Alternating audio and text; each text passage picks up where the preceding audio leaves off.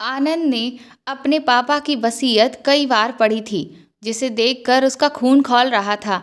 2 दिन पहले ही उसे कनाडा से अचानक हिंदुस्तान आना पड़ा, क्योंकि उसके पापा की डेथ हो चुकी थी।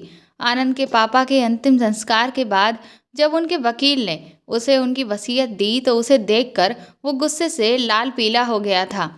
आनंद कनाडा में बहुत बड़े होटल में वेटर का काम करता था।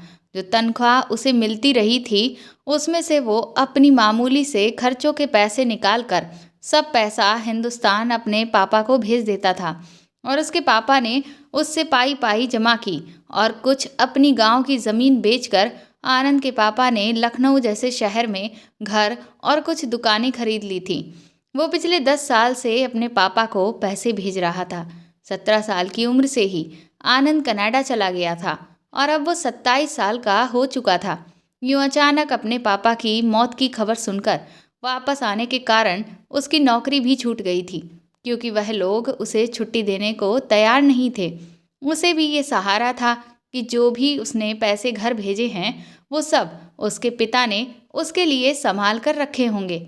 इसलिए उसने सोचा लखनऊ जाते ही वो कोई छोटा मोटा काम करके अपना घर बसा लेगा। लेकिन आनंद के पापा की वसीयत ने उसके होश उड़ा के रख दिए थे।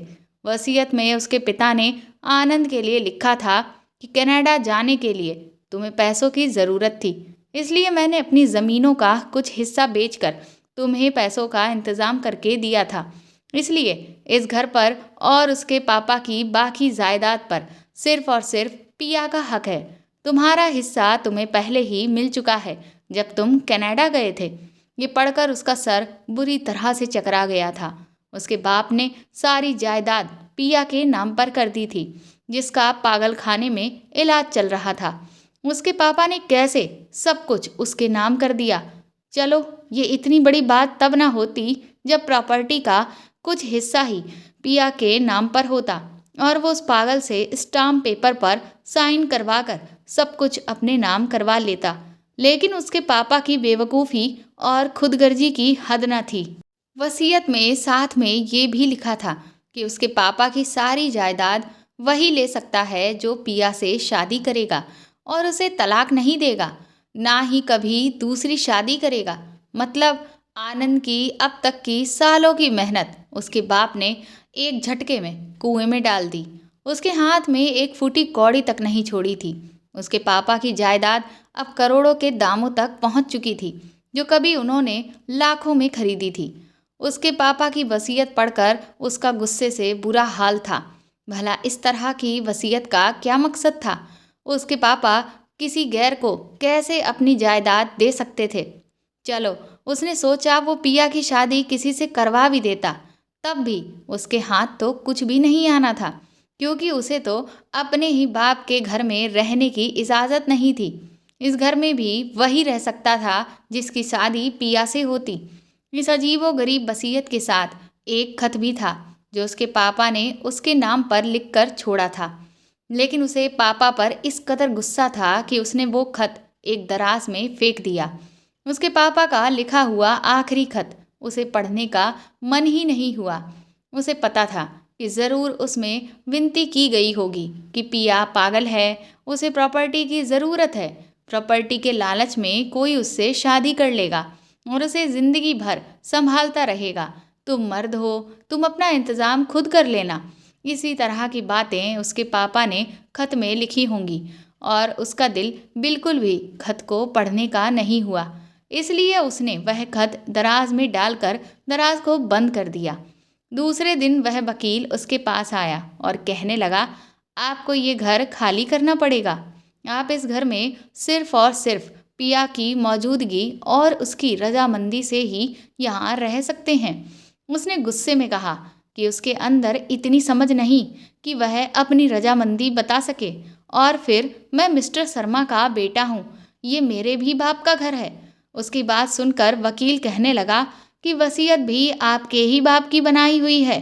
आपके पास आज शाम तक का समय है, या तो पिया को वापस इस घर में आप लेकर आएं, या फिर मैं शाम को आपको इस घर से निकाल कर घर को ताला लगा दूंगा। वकील ये कहकर वहां से चला गया और आनंद का जी चाहा कि वो अपना सर दीवार पर दे मारे। पिया उम्र में 22 साल की थी, लेकिन उसकी अक्ल 10-12 साल के बच्चे की थी। फिर गुस्से में उसे चीजें उठा उठा कर मारने की भी आदत थी। वो कैसे उसे घर लेकर आ सकता था?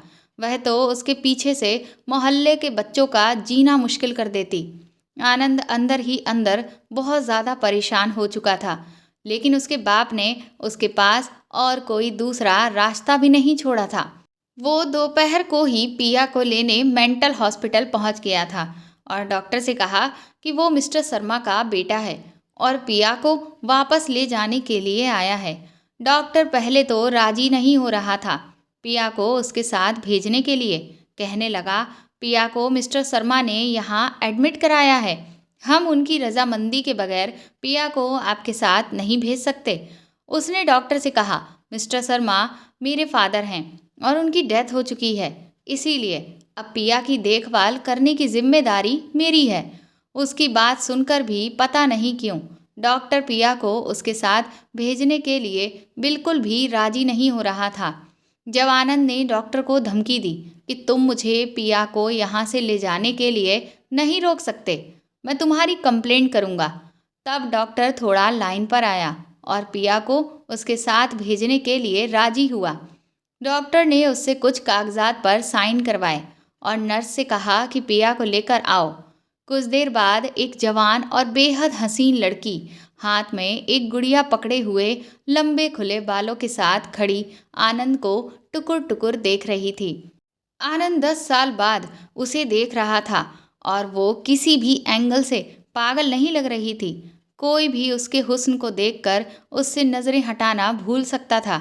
10 साल पहले उसने उसे देखा था। खूबसूरत तो वह तब भी थी, लेकिन अब तो उसका रंग रूप और भी निखर चुका था। वो डरी सहमी सी उसे देख रही थी। डॉक्टर ने कहा, ये तुम्हारे दोस्त हैं, ये तुम्हें लेने आए हैं, तुम अब इनके घर पर रहोगी। ये सुनकर न जाने क्यों पिया के चेहरे की रंगत उड़ गई थी। वो कहने लगी, मुझे कहीं नहीं जाना, मैं सिर्फ अपने पापा के पास जाऊंगी। मुझे मेरे पापा के पास ले चलो। पापा के अलावा मैं किसी के पास नहीं जाऊंगी, सब मुझे मारते हैं। आनंद भी कौन सा उसे अपने घर पर लाना चाहता था। उसे घर ले जाना बस उसकी बहुत बड़ी मजबूरी थी। मजबूरन उसे खड़ा होना पड़ा। वो पिया के सामने गया। उसने कहा, पिया, मैं आनंद हूँ, तुम्हारे बचपन का दोस्त। देखो, गौर से देखो और मुझे पहचानो। मैं तुम्हें पापा के पास भी ले चलूँगा, लेकिन फ़िलहाल अभी तुम्हें मेरे साथ मेरे घर पर रहना होगा। पापा अभी बाहर गए हैं, जब आ जाएंगे तो तुम्हें पापा के पास भी ले जाऊँगा। जब उसने उसे याद दिलाया तो वह उसे गौर से देखने लगी और फिर शायद आनंद उसे याद आ गया था। वो एकदम खुशी से चौंकी थी। पिया ने एकदम से कहा, आनंद मेरे दोस्त। उसने कहा, हाँ, तुम्हारा बचपन का दोस्त। और फिर उसने जेब से चॉकलेट निकाली, जिसे देखकर उसकी आंखों में चमक आ गई थी। उसने कहा, पिया, मेरे साथ चलो, मेरे पास ऐसी बहुत सारी चॉकलेट्स हैं, मैं तुम्हें बहुत सारी चॉकलेट्स दूंगा। उसकी बात सुनकर उसने आनंद के हाथ से चॉकलेट ले ली और उसके साथ जाने को तैयार हो गई। वो उसे सबसे पहले बाजार ले गया। उसे अच्छी अच्छी कई ड्रेसेस खरीद कर दी। वकील के आने से पहले उसका हुलिया भी वो कुछ ठीक कर देना चाहता था। पिया आनंद के साथ बहुत खुश थी। पिया ड्रेसेस लेकर जैसे ही वापस जाने लगी, तभी पिया की नज़र एक टॉय शॉप पर जाकर टिक गई। कहने लगी, मुझे खिलौने लेने हैं। आनंद उसे टॉय शॉप पर ले गया। उसे लगा कि वह एक खिलौना खरीदेगी, लेकिन उसने तो बहुत से अलग अलग तरीके के खिलौने उठाने शुरू कर दिए। आनंद के पास इतने पैसे फिलहाल जेब में नहीं थे। उसने पिया से बड़े प्यार से कहा, अभी तुम एक खिलौना ले लो, मैं तुम्हें कल बहुत सारे खिलौने लेकर दूंगा। लेकिन वह जिद करने लगी और फिर उसे पिया पर गुस्सा सा आने लगा। उसने उससे सारे खिलौने छीन कर वापस रख दिए और उसका हाथ पकड़कर उसे जबरदस्ती गाड़ी में बिठाकर घर ले आया। वह किसी बच्चे की तरह जिद कर रही थी और जोर जोर से रो रही थी। आनंद 1 घंटे में ही उस पागल लड़की की हरकतें देखकर परेशान हो चुका था। उसे अपने मरे हुए बाप पर भी गुस्सा आने लगा था। न जाने उसे किस मुसीबत में डालकर उसके पिता चले गए थे कि वो अपने पिता की दूसरी पत्नी की पागल बेटी को संभालता रहे। मजबूरन उसे बर्दाश्त करता रहे। पिया आनंद के पिता को दूसरी पत्नी की बेटी थी। जब वो 15 साल का था तब उसकी माँ इस दुनिया से चली गई थी। उसके पापा ने 1 साल बाद दूसरी शादी की। उनकी दूसरी पत्नी जब इस घर में आई तो वह अपने साथ 10 साल की बच्ची को भी लाई थी, जो देखने में कोई जापानी गुड़िया जैसी लगती थी। आनंद के पापा ने उससे कहा था, इसे आज से अपनी दोस्त समझना, लेकिन उसने गुस्से से कह दिया था कि ये लड़की मेरी दोस्त नहीं है, मैं कभी भी इसे अपनी दोस्त नहीं मान सकता। उसे ना तो अपने पापा की दूसरी पत्नी कभी अच्छी लगी थी, ना ही उसकी बेटी। वो उन दोनों से बिल्कुल बात नहीं करता था। खाना खाने के बाद वो कमरे में चला जाता या फिर बाहर अपने दोस्तों के साथ चला जाता। स्कूल से आने के बाद उसका यही रूटीन होता था। वो हमेशा उन दोनों को इग्नोर करता था, लेकिन उसे इस पिया नाम की बच्ची से नफरत थी। उसे उस समय ही ये महसूस होने लगा था कि आनंद के पापा अब उसकी बजाय पिया से ज़्यादा मोहब्बत करने लगे थे। उसे गोद में उठाए फिरते रहते थे जैसे वह उनकी सगी बेटी हो और वो सौतेला बेटा हो। ये सब देखकर उसका खून खौल उठता था। जब वो अपने पापा को उस पागल लड़की से प्यार करते देखता तो उसे न जाने क्यों उससे चिढ़ होने लगती थी। एक बार जब वो छोटा था तो अपनी कॉपी किताबें ठीक कर रहा था, तो पिया उसकी कॉपी लेने की जिद करने लगी। तो उसने कहा, खबरदार जो मेरी कॉपी को हाथ भी लगाया। लेकिन पिया उसकी बात सुन जोर जोर से रोने लगी और जिद करने लगी। आनंद ने उसके मुंह पर जोर से थप्पड़ मार दिया। उसका थप्पड़ इतनी जोरदार था कि वह दूर जाकर गिरी थी। उस वक्त उसके पापा घर में दाखिल हुए थे। ये देखकर पिया की माँ भी आनंद को घूरने लगी और आनंद के पापा ने उसे बहुत जोर का थप्पड़ मारा और कहा, तुम्हारी हिम्मत कैसे हुई मासूम सी बच्ची पर हाथ उठाने की। बस उसके बाद से उसे पिया से नफरत सी होने लगी थी। जैसे जैसे समय गुजरता गया उसकी नफरत भी उस पागल के लिए बढ़ती ही गई। फिर 2 साल बाद आनंद ने 17 साल की उम्र में ही अपनी पढ़ाई को छोड़ दिया और अपने पापा से जिद करने लगा कि मुझे कनाडा जाना है। वहाँ उसका एक दोस्त अपने बाप के साथ गया था, वो भी उनके साथ चला गया। आनंद के पास कोई डिग्री नहीं थी, इसलिए एक रेस्टोरेंट में उसने बर्तन धोने की जॉब कर ली। 2 साल बाद उसे एक बड़े रेस्टोरेंट में वेटर की नौकरी मिल गई और अब 10 साल बाद वो वापस आया। तब भी उसके बाप ने अपने बेटे की बजाय सब कुछ उस लड़की को दे दिया था। वह अभी भी उससे जिद कर रही थी और उसे उस पर इतना गुस्सा आया कि वो उसके मुंह पर खींचकर थप्पड़ मार दे। लेकिन वो नहीं जानता था ये थप्पड़ उसके लिए इतनी बड़ी मुसीबत बन जाएगा। वह जोर जोर से रोने लगी थी। घर आकर भी उसका रोना कम नहीं हो रहा था। वो फिर पिया के पास आ गया। उसने कहा, देखो पिया, मैं तुम्हें कल बहुत सारे खिलौने लाकर दूंगा, अभी चुप हो जाओ। लेकिन वह किसी छोटे बच्चे की तरह रोए जा रही थी। मुझे थप्पड़ मारा है, वह रोते हुए कहने लगी। पापा को बताऊंगी, उन्हें घर आने दो। उस पागल को ये तक मालूम नहीं था कि पापा मर चुके हैं। बड़ी मुश्किल से आनंद ने उसे चुप करवाया था। 2-3 चॉकलेट खाकर वह चुप हुई थी। फिर उसके कहने पर मुंह हाथ धोकर अपने कपड़े बदल लिए। वह चुप होती तो बड़ी अच्छी लगती थी। कोई भी उसे देखकर पागल नहीं समझ सकता था, लेकिन थी तो वह पागल ही। वकील घर पहुंचा तो पिया से पूछने लगा कि आनंद तुमसे कैसा व्यवहार करता है। ये सुनकर पिया ने आनंद को घूरते हुए देखा। उसकी तो जान ही निकल गई थी कि कहीं वो ये न बता दे कि उसने उसे थप्पड़ मारा है। वह कहने लगी, आनंद गंदा है, और ये सुनकर उसकी जान लबों पर आई थी। फिर वह कहने लगी, मुझे खिलौने नहीं लाकर देता। वकील कहने लगा, मैं तुम्हारे दोस्त को पैसे दूंगा तो वह तुम्हें ढेर सारे खिलौने खरीद कर देगा। ये कहकर एक चेक आनंद को वकील ने दिया। कहने लगा, तुम्हारे पापा ने जो दुकानें खरीदी थीं उनका आधा किराया वह पिया के इलाज पर खर्च करते थे और आधा उसके फ्यूचर के लिए बैंक में जमा होता है। अब वह घर पर है और तुम उसकी देखभाल करोगे, तो ये तुम रखो। पिया की शादी के बाद ये चेक भी उसके पति को ही मिलेगा। ये सुनकर उसकी जान हलक में हिलक गई थी। आनंद ने वह चेक वकील से ले लिया। वो 50,000 का चेक था, जिससे बिना कमाई उसका महीना आराम से गुजर सकता था। अगले दिन उसने पिया को बहुत सारे खिलौने लाकर दिए। वह बहुत खुश हुई थी। दिन ऐसे ही गुजर रहे थे और वो अपना दिमाग चला रहा था कि पिया नाम की आफत से कैसे पीछा छुड़ाए। वो चाहता था कि कुछ ऐसा हो जिससे पिया से उसका पीछा भी छूट जाए और सारी जायदाद भी उसे मिल जाए। फिर उसने अपने एक बहुत ही भरोसेमंद दोस्त से बात की कि मुझे कोई बेवकूफ़ सा लड़का चाहिए जिससे मैं पिया की शादी करवा सकूं और फिर उससे सारी जायदाद वापस मेरे नाम करवा सकूं। उसकी बात सुनकर आनंद का दोस्त कहने लगा, ऐसा लड़का मिलना तो बहुत मुश्किल है। मान लो किसी गरीब लड़के को तुमने थोड़े रुपयों का लालच देकर पिया से शादी करवा भी दी, लेकिन अगर उसे ये पता चल गया कि वह तो करोड़ों का मालिक है तो वह तुम्हें घर से निकाल देगा। फिर वो बोला, आनंद मेरे पास एक आइडिया है।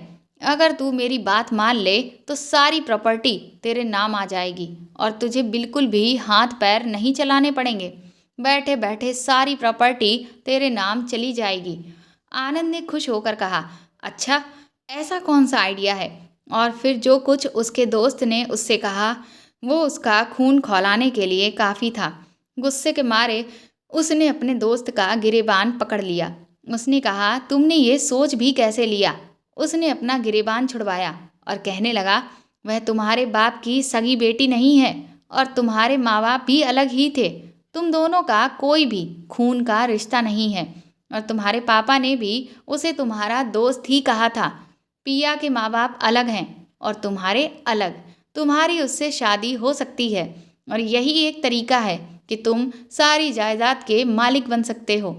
आनंद का दिल कांपने लगता है कि वो कैसे उससे शादी कर सकता था। उसने कभी पिया को इस नज़र से देखा ही नहीं था। उसने तो हमेशा उसे गैर और नफरत की नज़र से ही देखा था। लेकिन ये बात भी ठीक थी। वो जिस इंसान से भी पिया की शादी करवाता वह करोड़ों की जायदाद देखकर आनंद को ही उसके घर और उसके ही बाप की दौलत से बेदखल कर देता। उसे लगा फिलहाल ये सब करने में कोई हर्ज भी नहीं है। उसने दूसरे दिन अपने दोस्त से कहा, तुम्हारी बात ठीक है। आनंद ने वकील से भी बात कर ली है। वो उसके और पिया के रिश्ते के बारे में जानते थे कि पिया अलग खानदान की है, इसलिए कहने लगे, ठीक है, लेकिन आपको वसीयत तो याद है ना? तो आप ना तो दूसरी शादी कर सकते हैं ना ही पिया को छोड़ सकते हैं। इस सूरत में आपसे सब कुछ छिन जाएगा। पिया वो कांटा था जो उसके हलक में जाकर अटक सा गया था। वो तो भूल ही गया था कि उसके बाप ने उसके लिए कौन कौन से कांटे बिछा रखे थे। फिलहाल उसे पिया से शादी करनी थी ताकि उसे एक अच्छी खासी रकम मिल सके और वो अपना बिजनेस शुरू कर सके। एक बार उसका कारोबार जम जाएगा तो फिर कोई समस्या नहीं थी। आनंद ने पिया से शादी कर ली। पिया अपने खिलौनों में ही मगन थी। शादी के बाद उसने वकील से एक अच्छी खासी रकम की डिमांड रख दी जो कि उसे मिल भी गई थी और फिर उसने उन पैसों से अपनी एक छोटी सी गारमेंट्स की फैक्ट्री डाली और काम करना शुरू कर दिया। लेकिन असल समस्या तो पिया की थी। कोई भी नौकरानी उसके घर दिन रात रुकने को तैयार ही नहीं थी। वह कहती थी, ये पागल लड़की है और जो चीज़ उसके हाथ में होती है उसी से मारने लगती है। ये तो किसी दिन हमें मार डालेगी। आनंद दिन में नौकरानी से घर का काम करवा कर खाना पैक करवा लेता था और उसके जाने के बाद घर में ताला लगाकर चला जाता। उसे इस बात से कोई फर्क नहीं पड़ता था कि पिया अंदर अकेली कैसे रहेगी। उसे तो इस बात का भी एहसास नहीं था कि वह पागल है, खुद को नुकसान भी पहुंचा सकती है। जब वह वापस घर लौटता तो पूरा घर बिखरा हुआ होता। पिया बहुत कम खाना खा पाती थी। ज़्यादातर खाना फर्श पर गिरा हुआ मिलता था और वह खिलौनों से खेल रही होती थी। वो आनंद को देखकर उसके पास आ जाती, बोलती, दोस्त मेरे लिए चॉकलेट लाए? वो जेब से एक चॉकलेट निकाल कर उसे देता। घर की बिखरी हुई हालत देखकर उसे पिया पर गुस्सा आने लगा था। वो अब उसे डांटने लगा था। वो थका हारा घर पहुंचता था और घर का हाल देखकर उसका जी चाहता कि पिया का गला दबा दे। एक बार तो हद ही हो गई थी।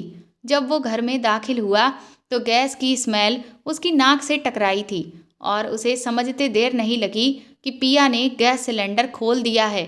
उसने जल्दी जल्दी घर के सारे खिड़की दरवाजे खोल दिए थे और पिया को किचन से खींचकर बाहर सोफे पर बिठाया और एक जोरदार थप्पड़ उसके गाल पर रखा था कि उसकी उंगली में पहनी अंगूठी उसके गाल पर लगी थी और उसके गाल से खून बहने लगा। कुछ पल के लिए तो वह कुछ बोल ही नहीं पाई थी और फिर थोड़ी देर बाद उसने रोना शुरू कर दिया था। काफ़ी देर के बाद घर से गैस की स्मेल आना बंद हुई थी। फिर भी उसने उसे सोफे से उठने नहीं दिया और उससे बार बार वो सवाल कर रहा था कि तुमने सिलेंडर खोला ही क्यों। वह रोते हुए बताने लगी, मुझे भूख लगी थी और सारा खाना गिर गया था। मैं खुद से खाना बनाने किचन में गई थी, लेकिन मुझे गैस जलाना नहीं आ रहा था। उस दिन आनंद को एहसास हुआ कि पिया को घर पर अकेला छोड़ना कितना खतरनाक हो सकता है, लेकिन वो कर भी क्या सकता था। उस दिन के बाद से उसने एक काम करना शुरू कर दिया। वो ऑफिस से बीच बीच में घर का एक दो चक्कर लगा लेता, लेकिन पिया को बंद करके जाना उसकी मजबूरी थी। एक रात वो गहरी नींद सो रहा था जब बादलों की जोरदार आवाज़ से उसकी आंख खुली थी। बाहर बारिश के शोर से उसे एहसास हुआ कि बाहर बहुत तेज़ बारिश हो रही है। तभी किसी ने उसके कमरे का दरवाज़ा यूं पटका जैसे भूचाल आ गया हो। उसने जल्दी से उठकर दरवाज़ा खोला तो बाहर पिया सामने बदहवास सी खड़ी थी।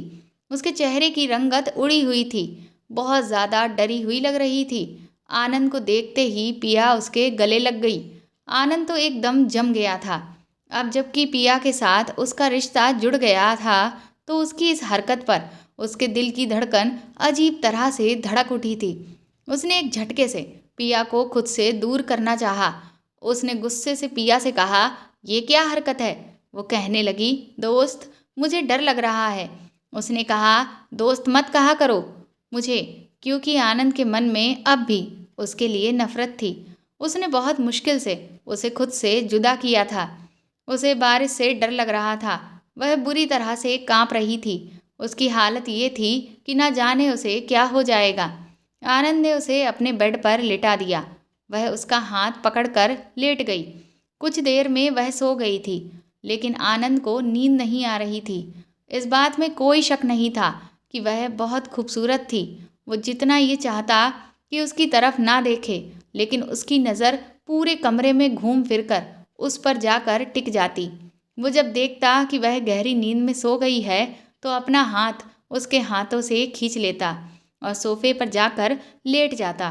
काफ़ी देर तक वो सोने की कोशिश करता रहा, लेकिन उसे नींद नहीं आ रही थी। पिया गहरी नींद में सो चुकी थी। वो उठकर बाहर हॉल में गया और वहीं सोफे पर लेटकर सो गया। उन्हीं दिनों उसकी फैक्ट्री में एक लड़की जॉब करने लगी थी, जो अच्छी खासी खूबसूरत थी। आनंद को भी वो अच्छी लगने लगी थी। बहुत जल्दी वो एक दूसरे से शादी करने का इरादा रखने लगे थे।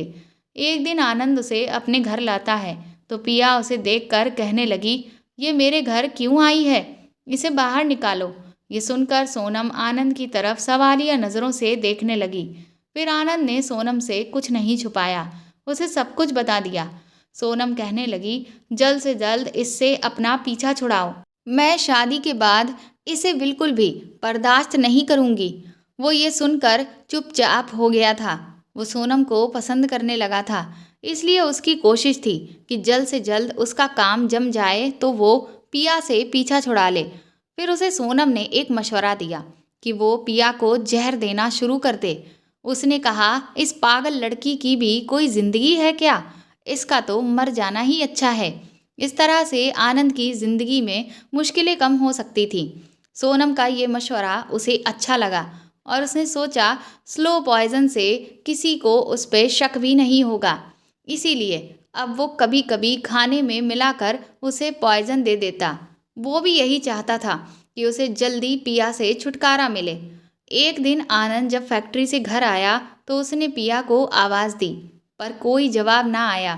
आनंद परेशान होकर उसे घर में ढूंढने लगता है और जैसे ही उसने अपने कमरे का दरवाज़ा खोला और अंदर दाखिल हुआ, तो उसकी तो जान ही निकल गई थी। उसके कमरे का सामान बिखरा हुआ था और पिया एक कोने में छुपकर बैठी हुई थी। उसके बाल भी बिखरे हुए थे। उसका हुलिया और उसकी हालत को देखकर आनंद को ये समझने में ज़्यादा देर नहीं लगी थी कि कोई उसकी इज्जत को तार तार कर गया था। वह आनंद को देखकर डर रही थी और कह रही थी, मैं पापा को बताऊंगी, तुमने मुझे बहुत मारा है। ये कहकर वह रोने लगी। पहली बार उसे उसकी हालत देखकर दुख हुआ था और वो इसके लिए खुद को जिम्मेदार ठहराने लगा। उसने पिया के ऊपर बेड पर पड़ी चादर उठाकर डाल दी, फिर उसके पास आकर बैठ गया। उसने कहा, मेरे पीछे से कोई आया था? बताओ मुझे पिया, तुम एक बार मुझे बता दो, वह आदमी कौन था? मैं उसका खून पी जाऊंगा जिसने तुम्हारे जैसी मासूम सी लड़की के साथ ये जुल्म किया था। पिया बहुत डरी हुई थी। वो यही कहे जा रही थी कि मेरे पापा को बुला दो, मुझे पापा के पास जाना है। उसने कहा, तुम बताओ कौन आया था, मैं तुम्हें पापा के पास ले जाऊंगा। वो दोबारा रोने लगी थी। वह दिन में घर में अकेली होती थी। ये बात सारे मोहल्ले वाले जानते थे। यकीनन जो कोई भी था इसी मोहल्ले से था। पिया रोते रोते कहने लगी, वह जो दूध लेकर सुबह आता है वह आया था। दोस्त, उसने मुझे बहुत मारा था, ये देखो मेरे कपड़े। ये कहकर वह अपने फटे बाजू दिखाने लगी। उसका चेहरा, उसके बाजू सब जख्मी थे। पहली बार आनंद को उस पर तरस आया था। उसने प्यार से उसके बालों को सहलाया और अपने गले से लगा लिया। शायद उस समय पिया को इस चीज़ की ज़रूरत थी, एक पनाह की, एक व्यक्ति की जो उसे एक सुरक्षा का एहसास दिलाए। पिया अपनी तकलीफ से बहुत परेशान थी। आनंद की ज़रा सी मोहब्बत और तवज्जो पर वह रोने लगी। कहने लगी कि सब मुझे मारते हैं, कोई भी मुझसे प्यार नहीं करता। जब पापा मेरे पास थे वो मुझसे सबसे ज़्यादा प्यार करते थे। जब मेरी माँ ख़त्म हुई तो मुझे ज़्यादा दुख नहीं हुआ क्योंकि पापा ने मुझे संभाल लिया था। लेकिन फिर पापा बीमार रहने लगे, इसलिए मुझे डॉक्टर के घर छोड़ आए। वह लोग भी मुझे मारते थे जैसे मुझे दूध वाले ने मारा है। वह डॉक्टर मेरे दोनों हाथ पीछे को बांध देते थे और मेरे मुंह में बहुत सारी रुई घुसाते थे और फिर आनंद ने उसके मुंह पर हाथ रख दिया। उससे आगे सुना नहीं जा रहा था। पिया आनंद के गले लग के रोने लगी थी और ये सब सुनकर उसका दिल ऐसा हो गया था जैसे धड़कना भूल गया हो। उसने तो कभी ये सोचा ही नहीं था कि उसके बाप की बीमारी में पिया को कौन संभालता होगा। जब उसके पापा की तबीयत खराब हुई तो पिया को मेंटल हॉस्पिटल में दाखिल करवा दिया गया था और वहाँ उसके साथ न जाने क्या क्या जुल्म होता रहा था। उसे याद आने लगा कि डॉक्टर बिल्कुल भी राजी नहीं था कि वो पिया को उसके साथ भेजे क्योंकि वह पिया के साथ जुल्म करता था। रात भर पिया सोते हुए भी सिसकियां भरती रही। कभी नींद में डरने लगती तो कभी रोने लगती। यही कहती, मेरे पास मत आओ, मैं पापा को बता दूंगी तो वो तुम्हें बहुत मारेंगे। पहली बार आनंद को ये लगा कि जो वो उस बेजुबान और मासूम लड़की के साथ कर रहा है वह बहुत बड़ा जुल्म है। वो अपनी ज़िंदगी की खातिर उसे जान से मारने की तरकीबें सोच रहा था। उसे अब अपने पापा की वसीयत समझ आई थी कि उन्होंने क्यों पिया को इतना तवज्जो दी थी। अचानक ही उसे पापा का लिखा हुआ वह खत याद आया। उसने उठकर अलमारी का दराज खोला और वह खत निकाला। उसे खोलकर पढ़ा तो उसके पापा ने उससे हाथ जोड़कर विनती की थी कि तुम पिया से शादी कर लेना, उसे सुरक्षा देना, क्योंकि मुझे तुमसे ज़्यादा किसी और पर भरोसा नहीं है कि कोई पिया को सुरक्षित ज़िंदगी दे सकता है। कोई और पिया की प्रॉपर्टी के लालच में उससे शादी तो कर लेगा, लेकिन उसे वह मोहब्बत और तवज्जो नहीं दे सकेगा जो तुम दे सकोगे।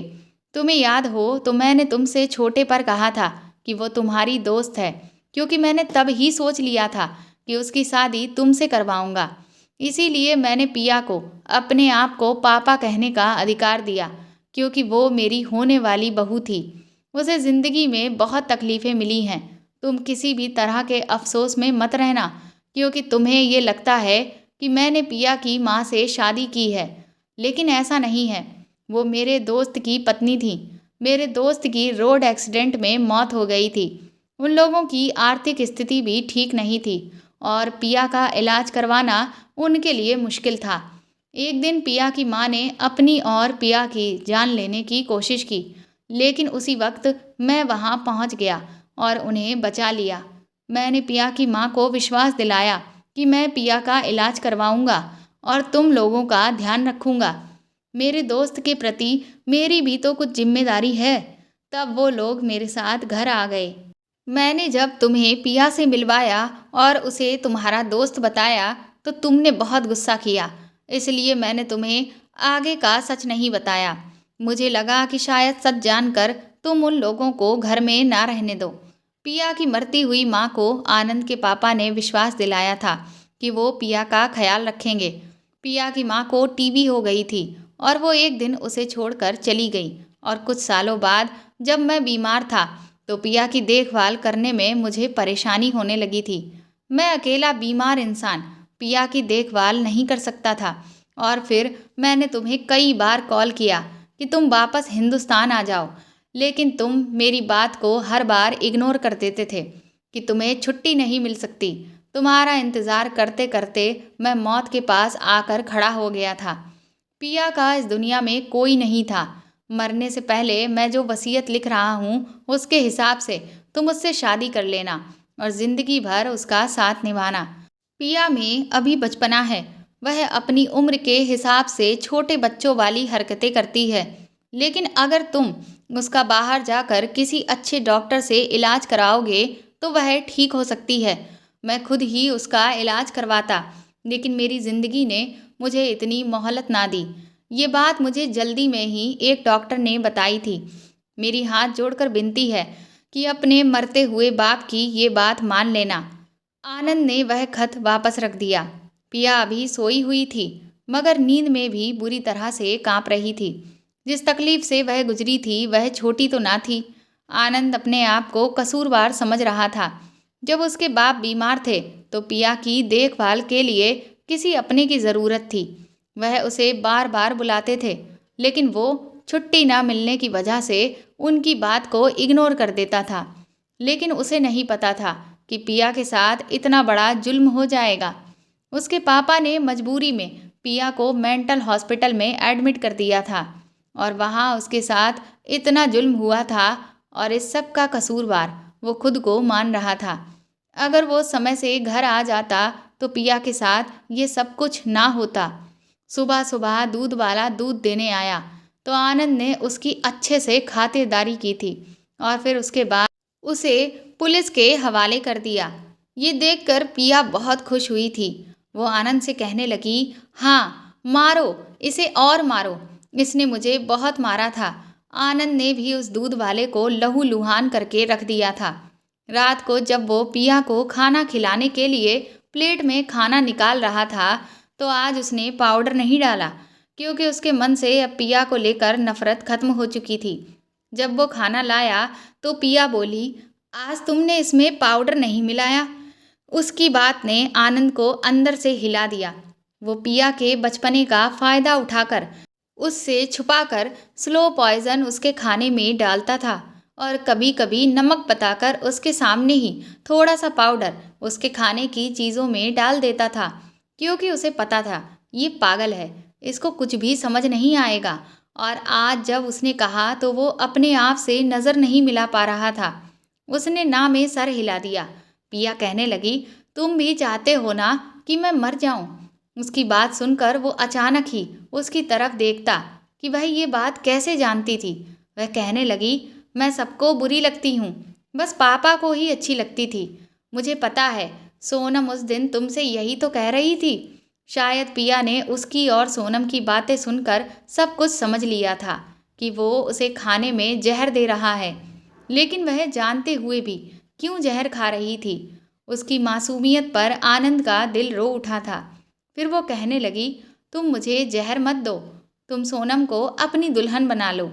मुझे बस मेरे पापा के पास छोड़ दो, मुझे पापा के पास जाना है। उसने पिया को कोई जवाब नहीं दिया था। दूसरे दिन उसने सोनम से फ़ोन करके कह दिया कि मैं तुमसे शादी नहीं कर सकता। ये कहकर फ़ोन बंद कर दिया था। उसे अब पिया का इलाज करवाना था, और उसने नोट किया था पिया प्यार से हर बात मान जाती थी। उसकी जरा सी तवज्जो पाकर वह पहले से बहुत अच्छी हो गई थी।